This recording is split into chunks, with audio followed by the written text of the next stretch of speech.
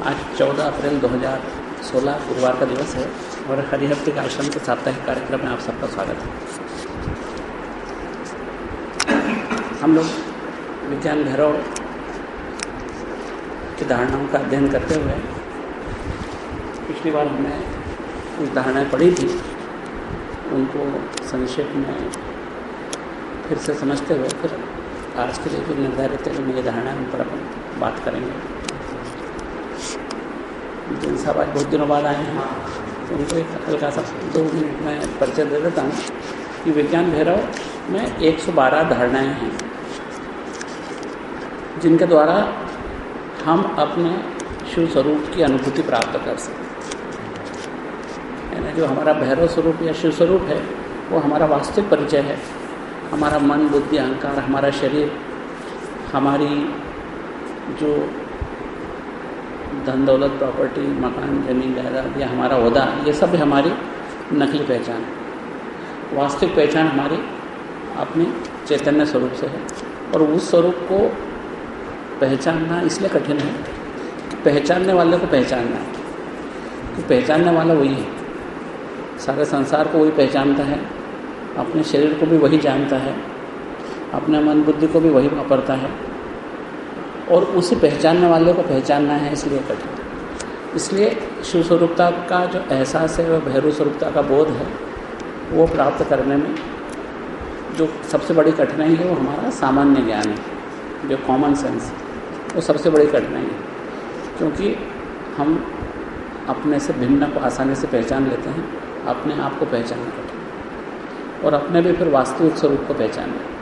तो उसको प्राप्त करने के लिए, उस बोध को प्राप्त करने के लिए जब माँ पार्वती ने शिव जी से प्रश्न किए कि आपका वास्तविक सत्य क्या है, तो जो प्रचलित धारणाएं हैं शिव के बारे में वो बड़ी क्लिष्ट है कि उनका स्वरूप ऐसा है और इतने तरह के रूप हैं, इतने योगिनियाँ हैं और इसका 3 सिर हैं और 5 मुख हैं, इस प्रकार की बहुत सारी बातें उनके बारे में प्रचलित हैं।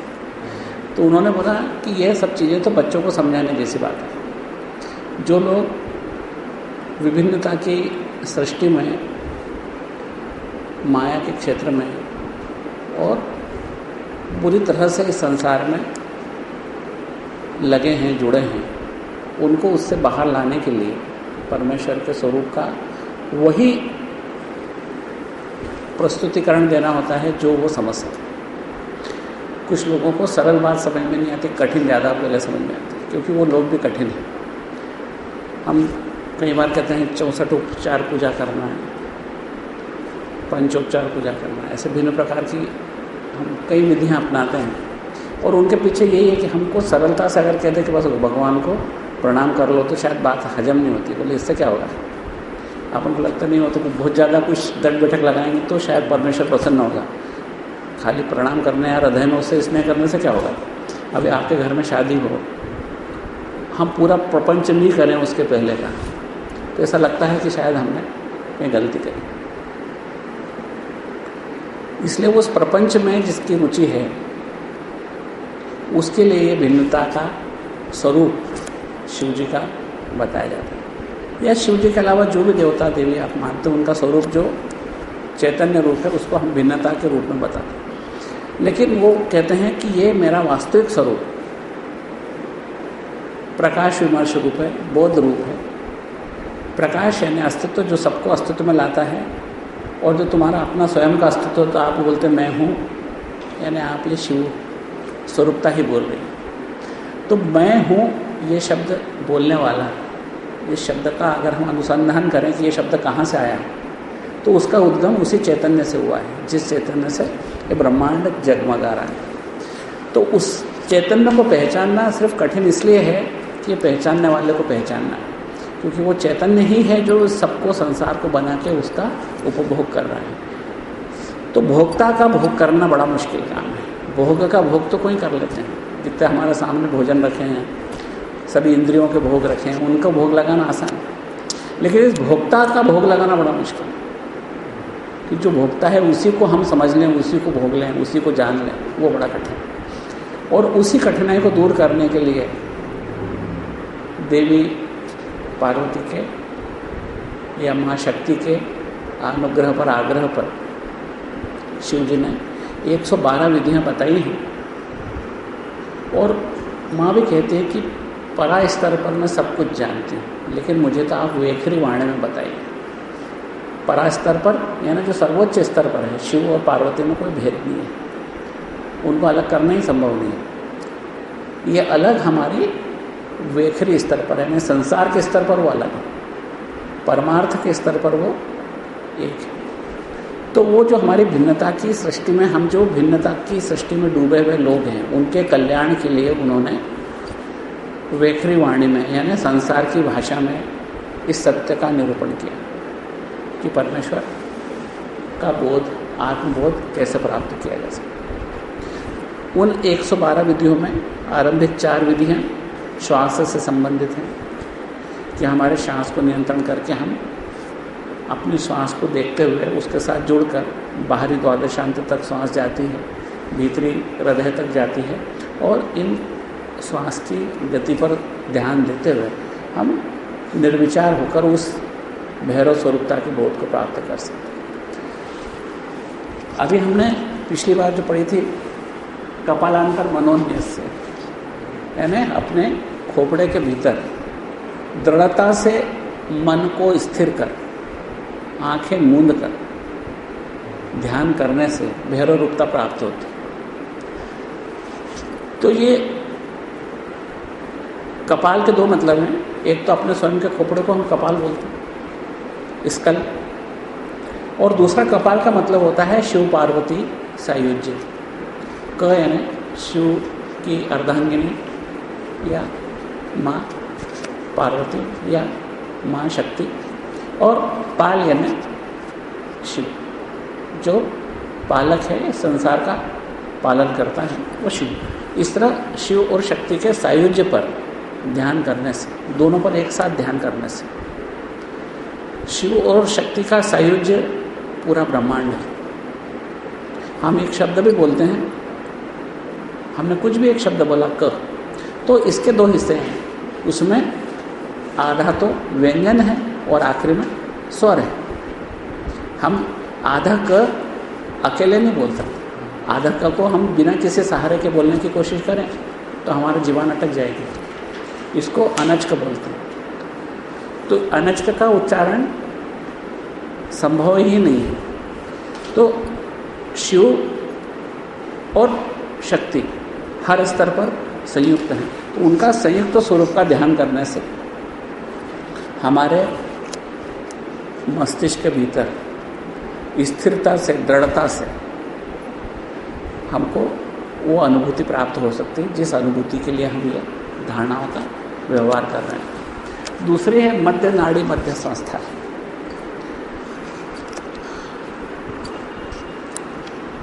ये मध्य नाड़ी, हमारे सुषुम्ना को हम मध्य नाड़ी कहते हैं। हमारे रीढ़ की हड्डी के निचले छोर से, जिसे हम मूलाधार कहते हैं, वहाँ से ये हमारी रीढ़ की हड्डी के मध्य होती हुई एक मध्य नाड़ी होती है जिसे हम सुषुम्ना कहते हैं।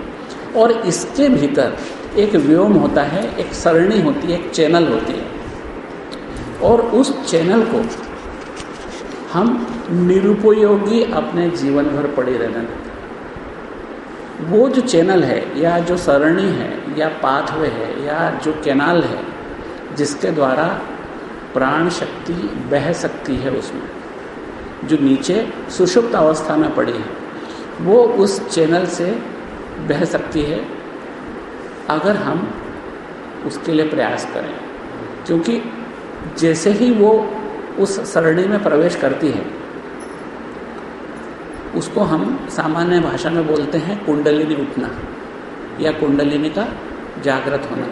तो कुंडलिनी जब जागृत होती है तो पर शिव का बोध हमें तत्क्षण प्राप्त हो जाता है, उसी क्षण प्राप्त हो जाता है। हमको उसके लिए बहुत ज़्यादा प्रयास नहीं करना पड़ता है। विज्ञान भैरव की समस्त धारणाएं वर्णनात्मक कम है, करने की ज़्यादा है।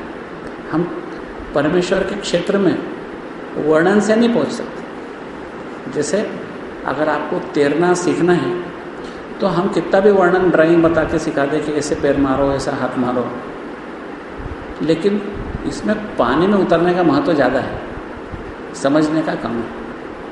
क्योंकि कितना भी समझ लो, पानी में उतरे बगैर कुछ बात बननी नहीं है। और कम भी समझ में आए और पानी में उतर गए तो देर सवेर चलना तैरना सीख जाओगे।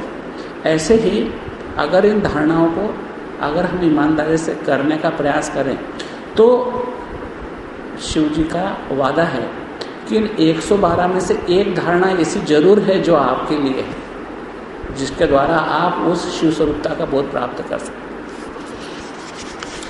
तो यहाँ पर मध्य नाड़ी की बात है कि मध्य नाड़ी, मध्य संस्था, जो मध्य नाड़ी जो बिल्कुल हमारे शरीर के एक्सिस पर, रीढ़ की हड्डी हमारा एक्सिस है जिस पर हमारा शरीर सीधा खड़ा होता है, उस मध्य नाड़ी के भी मध्य में एक व्योम है। व्योम का मतलब होता है स्पेस, खाली जगह। और वो खाली जगह जो सामान्यतः बंद रहती है, जैसे पोटेंशियल स्पेस है। जैसे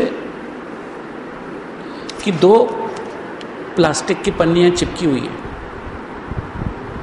अगर आप ऐसे ही रखे रहने दो तो वो हमेशा चिपकी पड़ी रहेंगी। लेकिन हमको मालूम है कि उनके भीतर एक पोटेंशियल स्पेस है कि जैसे ही हम उनको अलग करते हैं, कभी कभी आप प्लास्टिक की थैली खरीद के लाओ तो ऐसी चिपकी होती है कि हमको वो एक ही प्लास्टिक मालूम पड़ता है कि उसके बीच में जगह है ही नहीं, पर उसके अंदर पोटेंशियल स्पेस है। पोटेंशियल स्पेस का मतलब वो जो जगह बन सकती है, अभी चाहे ना दिख रही हो लेकिन जहाँ जगह बन सकती है, उसको बोलते हैं पोटेंशियल स्पेस। तो लेकिन हम जब उसमें थोड़ा सा उसको अलग करते हैं और अपना हाथ डालते हैं तो मालूम पड़ता है पूरी थैली बन गई जिसके अंदर आप बहुत सारा सामान रख सकते हैं। इस तरीके से चिपके होता है। इसी तरीके से जैसे प्लास्टिक की थैली आपस में चिपक जाती है, उसी तरीके से योगी कहते हैं कि वो जो व्योम है वो वैसा ही पोटेंशियल स्पेस है जो उस समय बिल्कुल नहीं दिखाई देता। आप उस अंतरिक्ष के ऊपर जब ध्यान केंद्रित करते हैं तो वो खुलने लगता है। पर उस खुलने के पहले क्या दो क्रियाएं होती हैं। एक हमारी श्वास धीमे धीमे जो बाहर निकालते हैं श्वास, उसको प्राण बोलते हैं, अंदर लेते हैं उसको अपान बोलते हैं। तो प्राण अपान की गति थमने लगती है, प्राण और अपान की गति धीमी पड़ जाती है। और इस धीमी पड़ती हुई गति के बाद एक उदान की गति अपना स्थान लेने लगती है। उदान वो गति है या उदान वो शक्ति है जो स्नायु तंत्र के अंदर विद्यमान होती है और ये ऊर्ध्व गति करती है। ऊर्ध्व गति करती है और उस कुंडलिनी के साथ में इस प्राण शक्ति को उस चैनल में ऊपर ले जाती है। इसी को हम ऊर्ध्व गति को उदान वायु बोलते हैं। तो प्राण और अपान जब तक चलते हैं, जब तक संसार चलता है, जब उदान ऊपर उठता है तो ये संसार शिव स्वरूपता से भर जाता है। संसार चलता है का मतलब हम माया के चश्मे से संसार को देखते हैं। जब तक हमारी सांस चलती है, ये सांस क्या है, ये हमें इस संसार से जोड़े रखती है। और उदान इस संसार का सत्य दिखा देती है। वो जैसे ही ऊपर उठती है वो उस चैनल को खोलती जाती है और उसमें प्राण शक्ति प्रवेश करती चली जाती है। और प्राण शक्ति जब ऊर्ध्व गति करती है तो हमें अपने स्वरूपता का बोध होता चला जाता है। तो योगी लोग उस अंदर के व्योम पर ध्यान केंद्रित करते हैं। वैसे जैसे कमल की डंडी होती है और उसके मध्य में एक खाली स्थान होता है जिसमें एक सुई को डाल सकते हैं, आप धागे को डाल सकते हो, इतना बारीक स्थान होता है। तो इसी तरह से कमल की डंडी के अंदर स्थित व्योम की तरह ही हमारे मध्य नाड़ी सुषुम्ना नाड़ी में भी एक अंतरिक्ष होता है, जिस अंतरिक्ष पर ध्यान करने से प्राण और अपान की गति थमती है, उदान की गति शुरू होती है और उस सुषुम्ना में प्राण वायु ऊपर उठने लगती है, प्राण की गति ऊपर, प्राण शक्ति ऊपर उठने लगती है और इसके द्वारा उसे शिव स्वरूपता का बोध हो जाता है। इसको आप अगर करेंगे तो सबसे पहले ये अनुभव तो बहुत जल्दी मिलेगा, जिस चीज़ को जब करेंगे अपन, कि हमारी श्वास धीरे होने लगती है। जो हमारी श्वास की गति आप ले रहे हैं वो श्वास की गति एकाएक उथली धीरी होने लगती है, श्वास कमज़ोर पड़ने लगती है और क्षण भर के लिए हम श्वास लेना भूल जाते हैं, श्वास उठना बंद हो जाती है। और वही वो क्षण है जब वो उदान की गति प्रस्तुत होने लगती है, जो प्राणवायु को, जब प्राण शक्ति को उस सुषुम्ना में प्रविष्ट करवाती है। तीसरा हमने पढ़ा था कर रुद्र द्रगस्त्रेण, यानी अपने हाथों के द्वारा कान, आँख, नाक और होठ, मुंह, इन सबको इन 10 उंगलियों के अस्त्र के द्वारा अवरुद्ध कर देने से, जैसे अगर हम अपने दोनों हाथों का उपयोग करते हुए अपने दोनों कान, दोनों आँख, नाक, इस तरीके से इन सभी इंद्रियों को अवरुद्ध कर देते हैं जब, तो उस स्थिति में प्राण शक्ति यहाँ पर एकत्रित होने लगती है। यहाँ पर एक सेतु है जो प्राण को प्राण बनाए रखता है। एक फूला हुआ गुब्बारा, उसको हम एक जगह से बांध देते हैं ताकि उसके अंदर की वायु अंदर ही रहे, तभी तो फूला हुआ गुब्बारा सुंदर दिखेगा। हम अगर उसके धागे को खोल देंगे तो उसकी जो वायु है, गुब्बारे की वायु, वो महान अंतरिक्ष में विलीन हो जाएगी। तो वो जो धागा है और जिस जगह उसकी एक चैनल है जिसको हमने बंद कर रखा है धागे से, वही एक सेतु है जिसके द्वारा प्राण चैतन्य से विलीन हो सकते हैं। जैसे ही ये ग्रंथि खुलती है, यहाँ की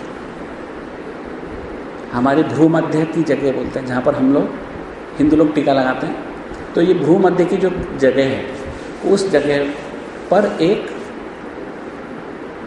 ग्रंथि होती है। उस ग्रंथि के खुलते ही ये जो प्राण है ये पूरे चैतन्य रूप में आ जाता है। सबसे पहले जब संसार की रचना होती है तो प्राक संवित प्राणे परिणता, ये प्रसिद्ध वक्तव्य है कि सबसे पहले संवित यानी चैतन्य ने प्राण का रूप लिया। प्राक संवित, प्राक यानी सबसे पहले, संवित यानी वो चैतन्य ने प्राणे परिणता यानी वो प्राण में परिणत हुआ। सबसे पहले वो प्राण में परिणत हुआ, उसके बाद वो प्राण बना रहे, इसलिए उसको वापस चैतन्य में परिणत होने से रोका जाता है। योगी इस रोक को हटा सकते। इसके पहले हमने एक भ्रूक्षेप की विधि पढ़ी थी और अब हम यहाँ पर उसके लिए दूसरी विधि पढ़ रहे हैं कि हमको इस ग्रंथि को भेदना है। तो इसके लिए हम हाथ से अपनी समस्त 10 इंद्रियों को रोकते हैं। इससे हमारा संसार से नाता कुछ क्षण के लिए टूट जाता है, संसार से हम विलग हो जाते हैं, हमारी ऊर्जा अंदर एकत्रित होने लगती है, हमारी समस्त इंद्रियों से ऊर्जा का नाश होता है। आँखें जब देखती हैं तो हमारी जो एनर्जी है, स्पिरिचुअल एनर्जी, आध्यात्मिक ऊर्जा, वो आँखों से बाहर निकलती। जब हम कुछ खाते चखते हैं और खूब स्वाद में रम जाते हैं तो हमारी स्पिरिचुअल एनर्जी ख़त्म होती है। जब हम कुछ सुनते हैं, उस पर ध्यान देते हैं तो हमारी आध्यात्मिक ऊर्जा नष्ट हो जाती है। जब हम कुछ छूते हैं, उसका आनंद लेते हैं तो फिर हमारी आध्यात्मिक ऊर्जा का ह्रास होता है। इस तरह समस्त इंद्रियों के द्वारा हमारी ऊर्जा का बहिर्ह्रास होता है, बहिर्गमन होता है और बाहर निकलकर हमारी ऊर्जाएं समान। लेकिन अगर हम अपने हाथों के द्वारा इन इंद्रियों को, इंद्रियों के द्वारों को रोक लेते हैं, इन 10 उंगलियों के द्वारा इंद्रियों का, आँख के, कान के, नाक के, मुँह के, इन द्वारों को अगर रोक लेते हैं तो अब ये ऊर्जा ह्रास होने के बजाय ये प्राण शक्ति अंदर एकत्रित होने लगती है, अंदर इसका प्रेशर बढ़ने लगता है। और जैसे ही इसका प्रेशर बढ़ता है, अंदर की तरफ इसका दबाव बढ़ता है, तो यहाँ पर ग्रंथि खुलती है, उस दबाव से ग्रंथि खुलती है। जैसे गुब्बारों का खूब दबाव होगा तो आखिर वो रास्ता खोलने की कोशिश करेगा। जब ये ग्रंथि खुलती है तो योगी को एक बिंदु दर्शन होता है, बिंदु दिखाई देने लगता है, मानसिक रूप से दिखाई देता है, और वो बिंदु तेज होता चला जाता है, और फिर हमारी मध्य नाड़ी से प्राण शक्ति ऊपर उठने लगती है और वो उस बिंदु से जाके मिल जाती है, बिंदु विलीन हो जाता है और वो प्राण शक्ति व्योम में मिलकर चैतन्य से एक हो जाती है। और ऐसा क्षण भर में हो जाता है, और जब ये होता है तो योगी को भैरव स्वरूपता का अनुभव होता है। यहाँ पर हम ये बात अच्छी तरह से समझ लें कि भैरव स्वरूपता का अनुभव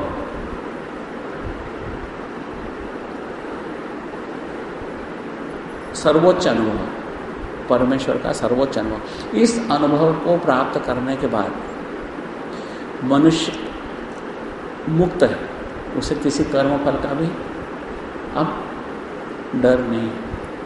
पुनर्जन्म, वृद्धावस्था, जरा, इन सब चीज़ों से अब उसको डरने की जरूरत नहीं, क्योंकि यही वो अंतिम प्राप्तव्य है जो प्राप्त किया जाना चाहिए। इसी को परमार्थ बोलते हैं, यानी सबसे बड़ा धन। अर्थ है ना धन होता है, परम अर्थ है ना सबसे बड़ा धन है। वो परमार्थ है सेल्फ रियलाइजेशन या आत्मबोध। आत्मबोध एक ऐसा धन है जिसको पाने के बाद और कुछ पाना बाकी नहीं रह जाता, क्योंकि हमको वो ड्यूटी हमने कर ली जिसके लिए संसार में मानव बनाकर हमको यहाँ भेजा गया था। तो उसको प्राप्त करने के इससे सरल विधि क्या हो सकती है? जैसे कई कोई विधियाँ ऐसी हैं जहाँ पर हमको बहुत बुद्धि लगाना पड़ती है। जैसे आपको बोले हमको उपनिषद पढ़ना है तो निश्चित बहुत ज़्यादा प्रज्ञा की जरूरत है, बहुत ज़्यादा समझ की जरूरत है। लेकिन इन विधियों को करने के लिए ऐसी किसी इंटेलिजेंस की, प्रज्ञा की दरकार ही नहीं। इनको योगी को मात्र हृदय में प्रेम और विश्वास से ये विधियां करनी है। अगर ये विधि करता है वो, तो उसको किसी भी तरह की बाधा नहीं है। क्यों? कि वो उसको स्वयं करना है, स्वयं के शरीर के भीतर करना है, और इसमें समस्त विधियों में कोई अलग से साधन की जरूरत नहीं है। वो साधन आपका शरीर है। अभी अपन ने जितनी विधियाँ पढ़ी, अभी तक की विधि में क्या अपने को लगा कि बाहर से ये चीज़ मंगवा लो, फिर एक थाली में सजा लो, ऐसी कोई विधि आई नहीं। जो विधियाँ आई निहत्ते खाली हमारे शरीर के अंदर करने वाली विधियाँ, ऐसी विधियाँ हैं जिनको हम अपने घर में बैठ के, सुनसान में, छत पे बैठ के, नदी के किनारे, बंद कमरे में, कहीं पर भी कर सकते हैं। लेकिन इनमें सिर्फ करना है। जिसे एक हो सकता है कि भाई एक एक्सपर्ट है जिसने पूरी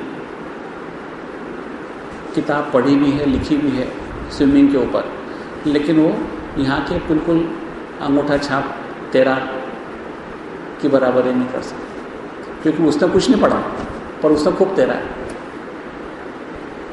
और दूसरे ने किताबें लिखी उस पर तैराकी पर प्रतियोगिताएं आयोजित करता है, लेकिन तैराकी के गुरु उसको मालूम है, उसके बावजूद वो एक अनपढ़ तैराक उससे ज़्यादा अच्छा तैर सकता है, क्योंकि वो वास्तव में तैरा है।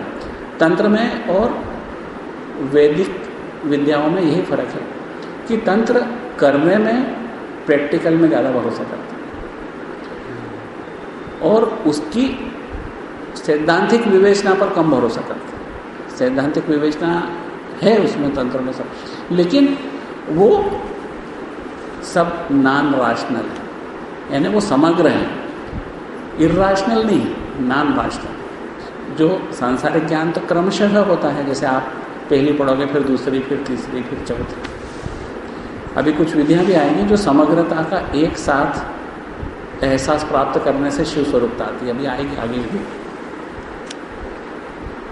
अब ब्रह्मांड तक क्षोभ संभूत है, ये हम जो पढ़ रहे हैं इसको थोड़ी सी रिपीटेशन है इसमें, लेकिन ज़रूरी भी है, क्योंकि एक बार में हमारे जहन में हर बात पूरी तरह से ठीक से समझ में आती भी नहीं। तो धामांत क्षोभ संभूत, ये वाली जो हमने अगली धारणा पढ़ी थी पिछली बार, इसमें हम क्या करते हैं कि आंखें बंद कर लेते हैं और बंद आंखों पर उंगली से दबाव डालते हैं।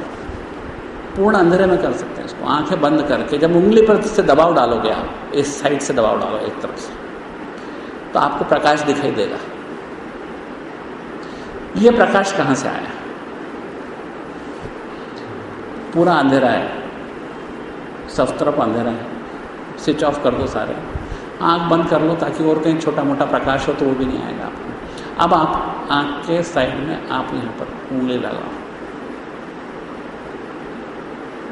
यहाँ पर दबाओ, इस जगह उंगली से दबाओ, दबाओ और छोड़ो, दबाओ और छोड़ो आपको, तो आपको एक प्रकाश की रिंग दिखाई देगी। देखिए दिखाई देती ना? ये प्रकाश बाहर से तो नहीं आया, बाहर से आने की कोई संभावना ही नहीं, क्योंकि आँख आपकी बंद है और इस प्रयोग को आप पूरी तरह अंधेरे में कर सकते हैं। लेकिन आप जब दबाओगे आँख को इस तरीके से साइड से, अपन यहीं पर अपन करके देख सकते हैं, जब ऐसा दबाते हैं जगह तो हमको एक प्रकाश दिखाई देता है। वो प्रकाश को धाम कहा जाता है। यहाँ पर ये प्रकाश आंतरिक प्रकाश है, ये प्रकाश अस्तित्व का प्रकाश है और इस पर हम ध्यान केंद्रित करते हैं। इस पर ये तिलक के आकार का प्रकाश दिखाई देता है, ऐसे उंगली के आकार का, जैसे उंगली दबाते हैं तो उंगली के पोर के आकार का प्रकाश दिखाई देता है उस पर, और उस प्रकाश पर ध्यान केंद्रित करते हैं। उस प्रकाश को मन ही मन उठाकर हम हृदय तक ले जाते हैं, या फिर मन ही मन उठाकर मानसिक रूप से द्वादशांत तक ले जाते हैं उस प्रकाश को, और फिर वहाँ ले जाकर उस पर ध्यान केंद्रित करते हैं। थोड़ी देर में वो प्रकाश तो विलीन हो जाता है, लेकिन उस विलीन होने के साथ ही साथ हमारा अपना चित्त भी विलीन हो जाता है, हमारा चित्त भी चैतन्य से एक हो जाता है। तो जो चित्त छोटी चीज़ है, चैतन्य बड़ी चीज़ है। एक शीशी में रखा हुआ पानी छोटी चीज़ है और महासमुद्र बहुत बड़ी चीज़ है, लेकिन जब उसको शीशी को खोल के उसका पानी जब महासमुद्र में डाल दे तो वो महासमुद्र तो बन जाता है। वो शीशी का जल सीमित जल कब रह जाता है, वो तो महासमुद्र। ऐसे ही जो हमारा जो चित्त है जब चैतन्य से विलीन होता है तो वो महासमुद्र में विलीन हो जाता है। गुब्बारे की नाड़ी खुल जाती है और वो उसके अंदर की वायु महाकाश में विलीन हो जाती है। इस तरह से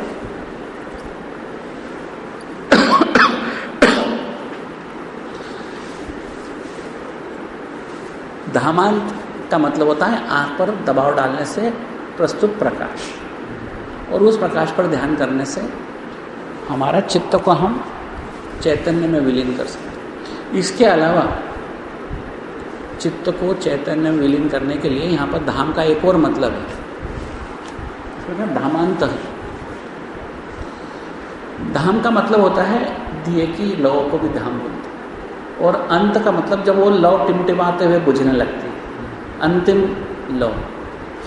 तो लौ पर अगर हम ध्यान केंद्रित करते हैं, जब वो टिमटिमाने लगती है और बुझने लगती है, उस पर हमारा ध्यान एकाग्रता से अगर हम करते हैं तो उसका मकसद क्या है हमारा समझने का, कि लौ कहाँ से आई थी, वहीं वापस चली गई। थोड़ी देर की जिंदगी थी उसकी, उतने संसार में वो जी ली। अगर एक छोटा सा दीपक है आपने जलाया, उसमें थोड़ा सा आधी चम्मच घी डाल दिया तो हो सकता आधा घंटा जलेगा। आधे घंटे उस लौ की जिंदगी थी।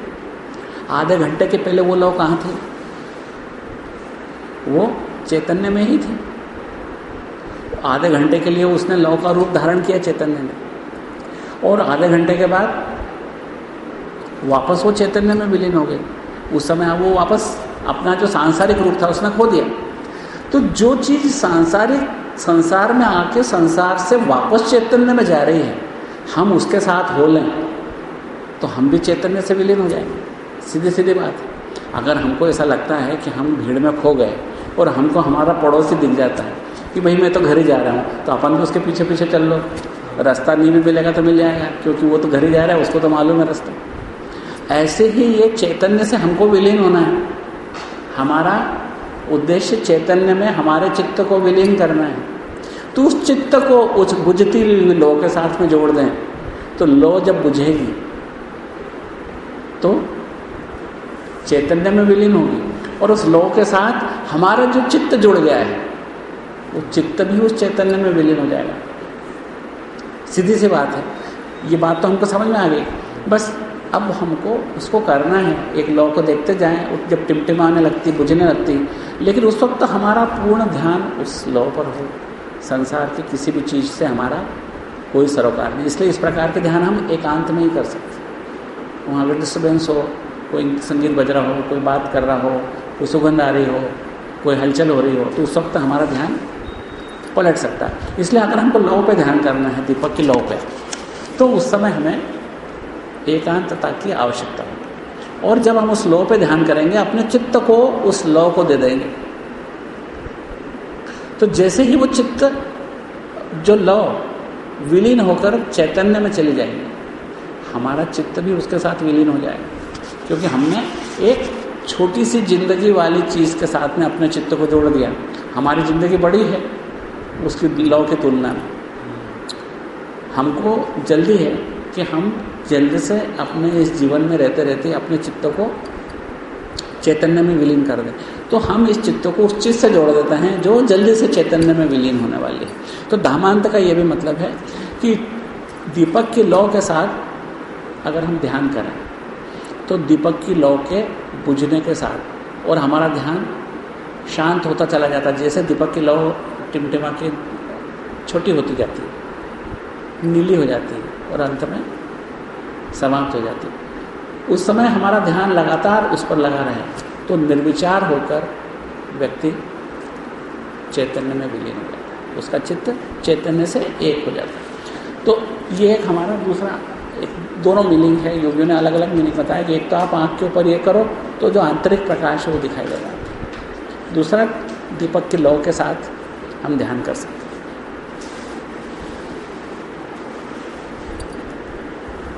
अब अगला 15वीं धारणा, अनाहते पात्र करणे अभग्न शब्दे सरिद्रुते।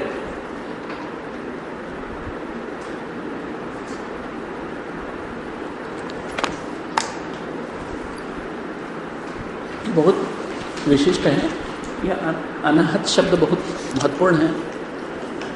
थोड़ी सी चर्चा पिछली बार हमने करी थी, उसी चर्चा को आगे बढ़ाते हैं। संसार के जितने शब्द हैं वो टकराहट से उत्पन्न होते हैं। कोई सी भी ध्वनि टकराहट से उत्पन्न होती है। आप कहते हैं वीणा के तार को आपने छेड़ा, तो वायु के कणों से जब उस तार की टकराहट होती है तो वीणा का स्वर निकलता है।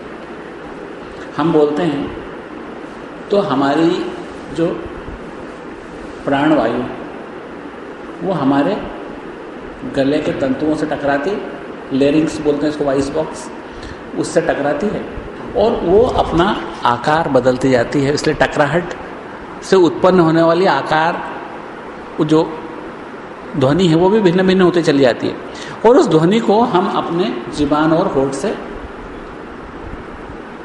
और अपना उसका विशिष्ट स्वरूप दे देते हैं। इस तरह से हम शब्दों को बोलते हैं। तो ये जो टकराहट से होने वाली ध्वनि है ये आहत नाद है। आहत होने की वजह से, टकराहट की वजह से, ढोल को पीटते जब भी बोलता है, चुपचाप तो बोलता नहीं। संसार की हर ध्वनि दो चीज़ों के टकराने से होती है। कम से कम दो चीज़ें जरूरी है जिनके टकराहट से ध्वनि होती है। लेकिन जब हम अनुसंधान करते करते पीछे चले जाते हैं, जैसे केंद्र की ओर चले जाते हैं, तो दो चीज़ों के बीच की दूरी समाप्त होते होते आंतरिक रूप से दो चीज़ें ही नहीं रह जाती। केंद्र में एक ही बिंदु है, परिधि पर तो बिंदुओं की कोई सीमा ही नहीं है। परिधि तो कितनी बड़ी हो सकती ब्रह्मांड की। और सिकुड़ते जब केंद्र में आते हैं तो केंद्र में दो की जगह ही, उसमें एक की ही जगह है, वहाँ पे अभिन्नता की दुनिया है। उस जगह पर समस्त शब्द, समस्त बोले या अबोले शब्द सब उसमें समाया हुआ है, क्योंकि वो समय से भी परे है। बिंदु हमेशा समय से परे होता है, क्योंकि बिंदु में अंतरिक्ष नहीं है, इसलिए समय भी नहीं। समय सिर्फ वहीं होता है जहाँ अंतरिक्ष है। बिना अंतरिक्ष के समय की कोई अवधारणा हो ही नहीं सकती। इसलिए चूंकि बिंदु में अंतरिक्ष नहीं है, इसलिए वहाँ समय भी नहीं है, इसलिए वो अक्रम है। जहाँ पर दो है ही नहीं, तो वहाँ से जो ध्वनि उत्पन्न होती, स्पंद उत्पन्न होता है, वो क्या है? वो है रचनात्मक स्पंद, क्रिएटिव वाइब्रेशन। वहाँ से जो वाइब्रेशन उत्पन्न होगा, रचनात्मक उत्पन्न होगा, वो दो के टकराने से तो हो ही नहीं सकता। क्योंकि दो जब होंगे जब तो दो टकराएंगे, जब दो है ही नहीं तो टकराएंगे कैसे दो? उस जगह से जब दो उत्पन्न होने की शुरुआत होती है तभी तो वो रचनात्मक स्पंद शुरू होता है। हमने स्पंद कारिका पढ़ी है पूरी, करीब करीब साल भर तक पढ़ी होगी स्पंद कारिका। तो स्पंद कारिका जो पढ़ी थी उसमें स्पंद शब्द जो आता है वो है वाइब्रेशन। लेकिन सामान्य अर्थ में वाइब्रेशन नहीं। सामान्य अर्थ में वाइब्रेशन का मतलब होता है अंतरिक्ष में हलचल होती है, पर वहाँ तो हलचल शुरुआत उस जगह के ऊपर पहली हलचल है संसार को बनाने के दिशा में, तो वहाँ पर एक ही है और उसको संसार बनाना है। तो उसकी जो प्रथम हलचल है, हम अगर किसी भी वाइब्रेशन को, साउंड को ट्रेस करते चले जाएं तो वो उस जगह पहुंच जाता है जहाँ पर कि अनाहत नाद है, जहाँ पर कि एक सतत शब्द उत्पन्न हो रहा है। अब इन्होंने क्या लिखा है यहाँ? अनाहते पात्र करने अभग्न शब्दे सरिद्रुते, यानी अनाहते यानी बिना टकराहट के शब्द पैदा होता है। पात्र करने, अब हर किसी को तो नहीं सुना रहा है, क्योंकि जब आप संसार की दिशा में सुन रहे हो तो केंद्र की दिशा की आवाज़ नहीं सुनाई देगी, क्योंकि संसार की दिशा को सुनने के आदी हैं हमारे कान। इसलिए अभी हमारे कान कैसे हैं? अपात्र हैं।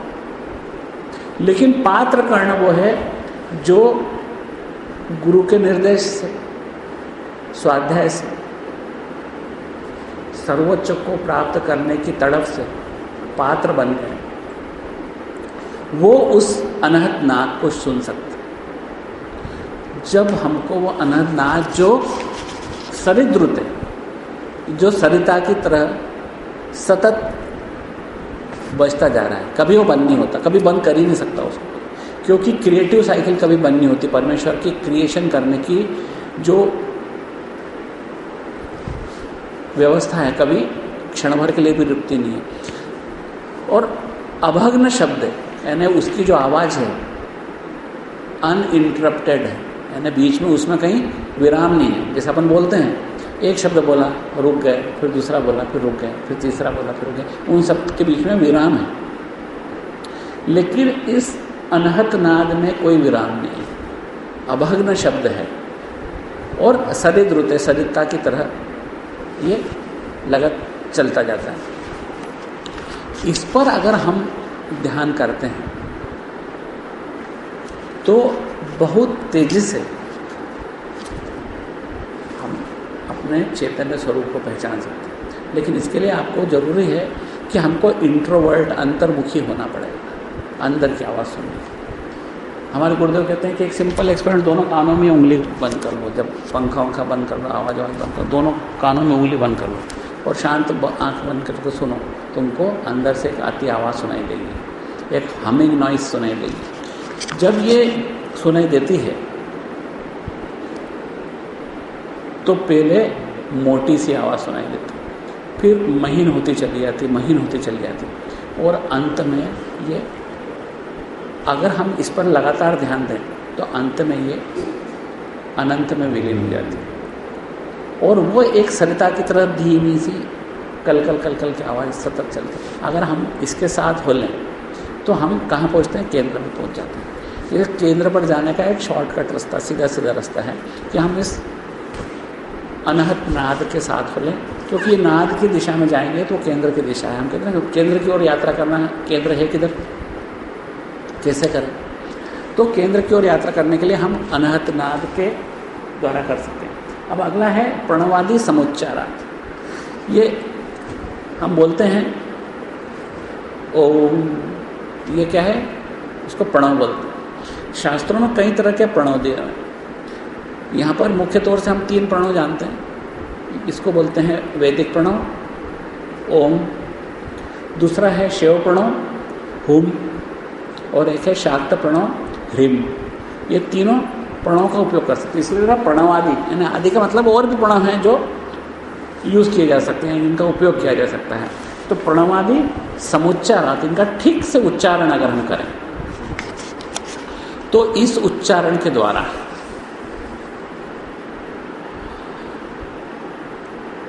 इसका उच्चारण हम अगर करें तो क्या होता है, इसका प्लुतांत बताते हैं। प्लुतांत मतलब कि इसको जब हम धीमे से इसका अंत लंबा खींच के ले जाते हैं उसको प्लुतांत बोलते हैं। और उस अंत के ऊपर शून्य का ध्यान करें, ये धारणा बताते हैं। जैसे अ, उ और म, इसके 3 हिस्से हैं ओम के।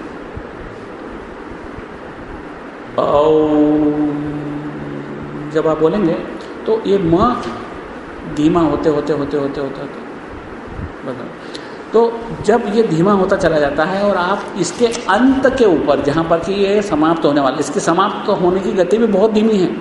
कई बार ये भौतिक रूप से समाप्त हो जाता है, आपके मन में इसका वाइब्रेशन चलता रहता है। जैसे आप अगर सामूहिक रूप से हम बोलते हैं ओम, तो ये जो म है अ उ म, जो म है ये धीमा, म का उच्चारण धीमा होते होते कब खत्म होता है इसको खोज पाना मुश्किल होता है। कई बार हमारे अंदर ही वो म की ध्वनि चलती रहती है। तो इसके जहाँ समाप्त होने लगता है वो जगह हमको शून्य पर ध्यान करना है। शून्य क्या है? शून्य वो है जहाँ हमारे शरीर की अहंता समाप्त हो जाती है, हमारे शरीर से हमारा मानसिक रूप से नाता टूट जाता है। जब हम पूरे ब्रह्मांड को समग्रता से समझ लेते हैं, मतलब सीधी बात बताएं कि इस ब्रह्मांड में शून्य का गुणा कर देते हैं तो पूरा ब्रह्मांड शून्य हो जाता है। किसी भी संख्या को लो, शून्य का गुणा करो, शून्य हो जाएगी। इसलिए हम उस शून्य पर ध्यान से इस ब्रह्मांड में शून्य का गुणा कर देते हैं, पूरा ब्रह्मांड शून्य हो जाता है। यहाँ पर हम शिव शास्त्रों में शून्य मतलब शिव, इस तरह हम शिव पर ध्यान करते हैं और पूरा संसार शिव स्वरूप हो जाता है। तो हमारा ध्यान ओम से खींचते हुए धीरे धीरे वो एक लंबी जो तान चलती है उस तान के अंत में पर शिव तक चला जाता है। यानी इसको हम ठीक तरीके से उच्चारण करने का प्रयास करें, उसका अभ्यास करें तो धीरे धीरे ओम के उच्चारण से हमारा चित्त चैतन्य में विलीन हो सकता है। चित्त को ओम के साथ जोड़ दें, ओम अंतरिक्ष विलीन होने चाहिए, हम भी उसके पीछे पीछे चल जाएंगे और हमारा चित्त भी चैतन्य में विलीन हो जाएगा। ये एक अगली धारणा है। अब यह उससे अगली वाली यस्य कस्यापि वर्णस्य, इस तरीके से आपके पास है लिखा यस्य कस्यापि वर्णस्य। इस धारणा में क्या कहते हैं वो कि किसी भी शब्द को, एक शब्द ले लो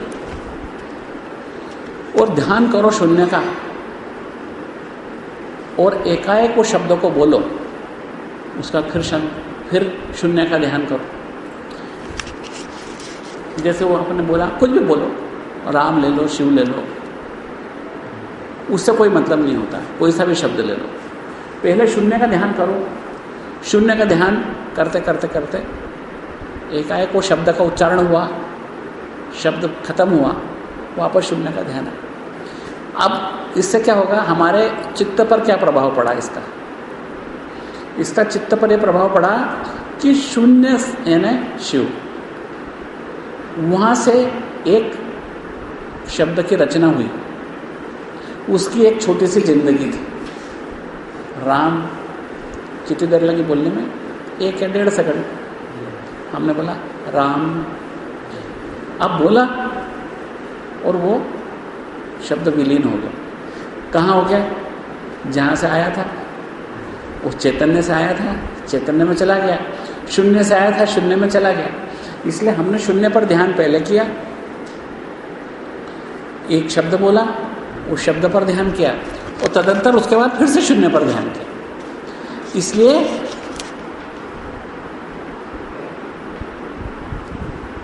इसलिए हमारा तादात्म्य इस संसार में वैसा ही हो जाएगा जैसे उस शब्द की उत्पत्ति, उस शब्द की एक छोटी सी जिंदगी थी। हम भी उसी तरह से चैतन्य से आए, अपनी जिंदगी चाहे 1, 10, 20, 100, लाख, 2 लाख जितने भी जन्म हैं, उसके बाद फिर चैतन्य में विलीन हो जाएंगे। फर्क कितना है?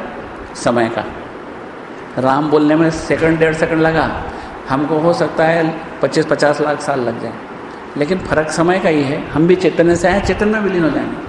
तो हम ये जो ध्यान करते हैं, इससे हमारे चित्त पर प्रभाव पड़ता है कि चैतन्य से जो आता है चैतन्य में विलीन हो जाता है। हम अपने चित्त को इससे लगा देते हैं। जब से भी ऐसा ही होता है, हम बोलते हैं राम राम राम।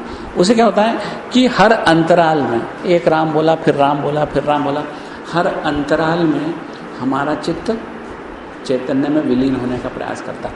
यानी संसार ईश्वर, संसार ईश्वर, संसार ईश्वर, दोनों को एक साथ वो प्रकाशित करता है। ये धागा इधर है, वो ईश्वर को प्रकाशित कर रहा है। जब हमने बोला राम, वो संसार को प्रकाशित कर रहा है, फिर वापस वो धागा बन गया, वो ईश्वर को प्रकाशित कर रहा है। इस तरह संसार और चैतन्य, संसार और चैतन्य, इस तरह से जब हम दोनों में,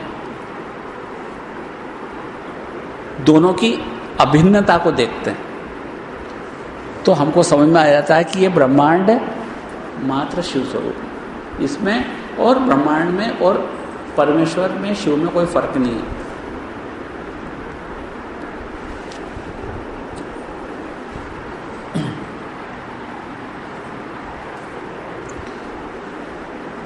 बस समझने की बात यह है कि जब हम ध्यान करें, हमारा ध्यान शून्य में हो और एकाएक राम, यानी वो शून्य से आया है शब्द और वापस शून्य में विलीन हो गया।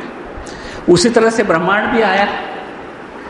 हमारी ज़िंदगी हो सकती है कुछ लाख, 2 लाख, 5 लाख साल की हो, ब्रह्मांड की ज़िंदगी कुछ अरब वर्षों की हो, लेकिन ये तो वैसा ही है कि एक छोटा सा बुलबुला, एक बड़ा बुलबुला फूटेगा तो वो भी खत्म हो जाएगा, ये भी खत्म है। 1.5 सेकंड में खत्म हो गया, वो 1.5 अरब बरस लगेगा या खरब बरस लगेंगे संसार में। लेकिन वो बड़ा बुलबुला, और बुलबुला कहाँ का है?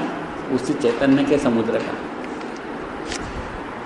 तो उससे हमको छोटे रूप में हम संसार बनना, उसका पालन हुआ और नष्ट हो गया और वापस चैतन्य नहीं हुआ। उस भावना को हम एक 1.5 सेकंड में प्रयोग कर सकते हैं। राम, पहले हम चैतन्य का ध्यान करें, फिर राम बोला, राम बोलते वक्त वास्तव में फिर हम संसार में आ गए, और जैसे ही राम शब्द समाप्त हुआ हम वापस चेतन में चले गए। इस अपने चित्त को इसके साथ जोड़ते से होगा क्या? बार बार संसार और चैतन्य, संसार और चैतन्य के बीच में आना।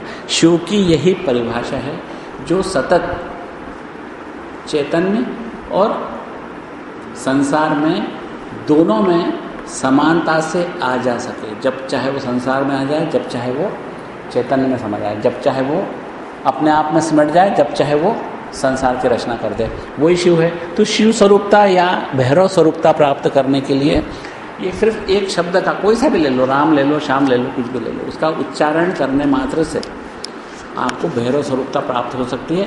हम उसके पहले शून्य से आने वाला शब्द और उस शब्द की एक छोटी सी जिंदगी और उसके बाद में फिर शून्य। ऐसे ये ब्रह्मांड है, शून्य से आया, उसकी एक जिंदगी है, उसके बाद में फिर वो वापस शून्य। हम आए हैं, हमारी छोटी सी जिंदगी है, शून्य से आए वापस शून्य में चले गए।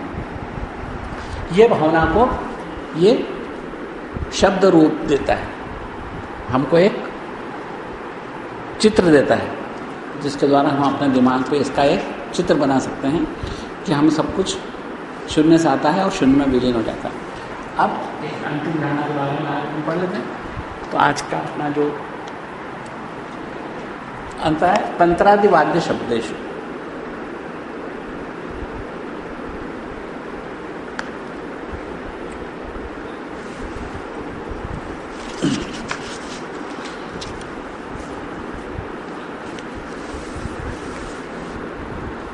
तंत्र का यहाँ मतलब है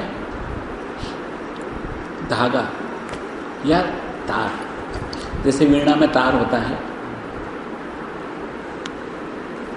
ऐसा धागा या तार,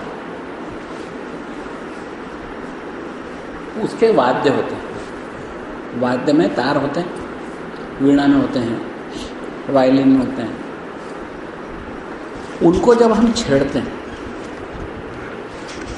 जैसे अपन उसको डायग्रामेटिकली देखें, जैसे बना के रखें कि वो तार शांत है, जैसे हमने उसको छेड़ा तो उसके वाइब्रेशन शुरू हो जाते हैं।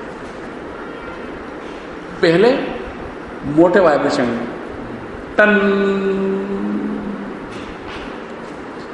पहला क्षण बहुत तेज आवाज़ होगी और वो आवाज़, उसका एम्पलीट्यूड कम होता चला जाएगा और कम होते होते वो कहाँ जाएगा? शून्य में विलीन हो जाएगा। हमारी चित्त को भी तो हमको शून्य में विलीन करना है, वो जहाँ जा रहा है वहीं तो हमको भी जाना है। इसलिए हमारे चित्त को हम उस तंत्र की या उस वाद्य की छेड़ने की आवाज़ के साथ जोड़ देते हैं और उस पर हमारा ध्यान पूरी तरह से केंद्रित कर देते हैं। तो क्या होगा कि जैसे जैसे वो विलीन होता जाएगा, वो महाव्योम में विलीन होने जा रहा है। वो शब्द जिसको भी हमने छेड़ा वो महाव्योम में विलीन हो गया। तो हम उस पर अपना ध्यान दृढ़ता से केंद्रित कर देते हैं। आपने देखा होगा कि अगर हम तार को छेड़ें तो कई बार उसकी आवाज़ 1 मिनट, आधा मिनट आती रहती है और हम सतत उस पर ध्यान केंद्रित करें, सारा इधर उधर से ध्यान हटा लें। तार को छेड़ें, उस ध्यान। आज जो हम कहते हैं हमारे पास तंत्र मंत्र के कोई है थोड़ी ना, इतने अपन साधन कहाँ से लाएंगे? कोई बात नहीं, घर में थाली तो है ना, बर्तन तो है ना, किसी बर्तन को भी छेड़ दोगे आप, एक खाली बर्तन के ऊपर आप उंगली लगा दोगे तो टन आवाज़ चालू हो जाएगी उसकी। तो आप उसका भी उपयोग कर सकते हैं। साधन महत्वपूर्ण है, साधन को बहुत कम है, नहीं के बराबर है, कोई खास ज़रूरत नहीं उसकी। तो आप किसी भी चीज़ को आप जब छेड़ते हैं, किसी भी वाद्य को, भगवान की घंटी होती है, घर में घंटी बजाते हैं और घंटी बजा के छोड़ दो, सीधे छोड़ दो उसको, तो टन की आवाज़ आती है और धीमे धीमे जो मध्यम होती चली जाती है। तो वो आवाज़ अंतिम रूप से वो कहाँ जा रही है? उस चैतन्य में विलीन होती चली जा रही है और हम अपने चित्त को उसके साथ ऐसे जोड़ देते हैं, हमारा चित्त भी उसी चैतन्य में विलीन हो जाता है और हमारा चित्त जब उससे जुड़ जाता है तो विचार शून्य स्थिति प्राप्त होने लगती है। अब जो भी चीज़ हम शून्य पर ध्यान करते हैं ये शाक्तोपाय है और जब हम विचार शून्य स्थिति प्राप्त कर लेते हैं वो शाम्भोपाय हो जाता है। जब हम शरीर के किसी अंग का, साधन का उपयोग करते हैं तो ये आणवोपाय कहलाता है। तो यहाँ पर हम एक साधन का उपयोग करते हैं, ये आरंभ में आणवोपाय है, लेकिन शाक्तोपाय तक ले जाता है। ये अपनी चेतना की स्थिति तक ले जाता है, आपको अपनी चेतना की पहचान करवा देता है। इस तरह से ये जो सर्वोच्च चैतन्य है इसको प्राप्त करने की कुछ विधियां आज अपन ने पढ़ी। ये 18 विधियां हो गई, लेकिन अभी 94 विधियां और बाकी हैं। 112 विधियां उन्होंने दी हैं। तो 112 विधियों में परशु कहते हैं इससे अलग संसार में कोई आदमी, कोई इंसान मैंने नहीं बनाया जो 112 में से कोई भी विधि उसके लिए ना हो, ऐसा कोई है ही नहीं। जितने संसार में लोग आए हैं या अब आगे आएंगे उन सब के लिए कम से कम एक विधि जरूर है। तो हम अपनी विधि खोज लें और हमको जिस विधि में आनंद आने लगे उसका सतत प्रयास कर, रोंगटे खड़े हो जाएंगे, बिल्कुल अंदर से एक चैतन्य जागृत हो जाएगा। आज इसमें